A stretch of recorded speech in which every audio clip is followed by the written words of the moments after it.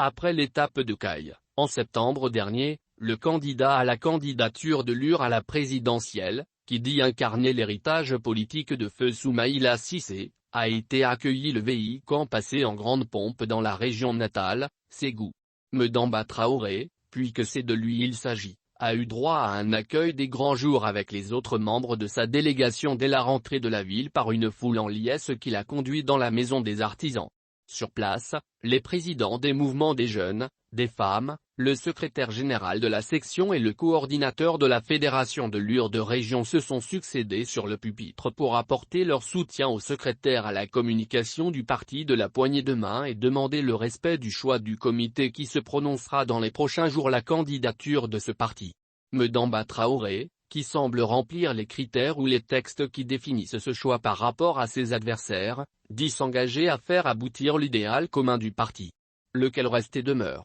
selon lui, la poursuite du combat et de l'œuvre du défunt président feu Soumaïla Cissé. L'épreuve de son décès nous fait injonction de laisser sur le bas-côté tout ce qui pourrait nous porter préjudice, pour consacrer la meilleure part de nous à la difficile conquête du pouvoir, affirme Madamba Traoré, qui poursuit en louant la capacité de l'UR à absorber les chocs et autres crises de croissance. De tels acquis, selon cet avocat, ne doivent aucunement occulter les signaux faibles de tension, voire de dérives comportementales perceptibles ces temps-ci. En effet, le décès de Soumaïla Cissé en décembre 2020 a laissé une crise de leadership au sein de l'UR et ouvert une guéguerre entre les différents clans qui se discutent, s'invectivent et se répondent par voie pressée sur les médias sociaux. C'est ce sombre climat susceptible de fragiliser le socle de la cohésion interne au sein de l'UR que Madamba Traoré voudrait changer en impulsant une nouvelle dynamique pour la conquête du pouvoir. Je le suis pour porter haut le flambeau de notre parti et celui de nos alliés afin de redonner confiance et espoir à nos concitoyens.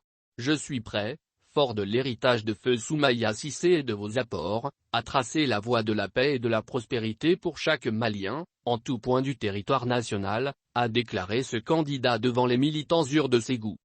Fort du soutien de la famille de feu Soumaïla Cissé, de plusieurs hauts cadres et militants de première heure du parti de la poignée de main, Madamba Traoré dit répondre à l'appel de sympathisants, militants et cadres du parti soucieux de préserver leurs acquis et de voir aboutir le grand dessein qu'ils mûrissent pour le pays depuis tant d'années. Et de renchérir qu'il répondra à la volonté d'alliés politiques objectifs, de leaders communautaires et plus largement à celle d'une société civile en attente de justice sociale et de prospérité économique. Le candidat à la candidature de l'UR à la présidentielle de 2022 n'est pas un néophyte politique. Très jeune, il a rejoint l'arène politique auprès de Mamouanta Gatal, avant d'adhérer à l'UR. Élu député à l'Assemblée nationale du Mali, nommé ministre 2 fois dans le gouvernement, Madamba Traoré est un poids politique aujourd'hui pour avoir réussi à priver l'ancien parti président RPM de la mairie de la commune Yves lors des communales de 2016 et mettre ce parti en difficulté lors des législatives de mars-avril 2020.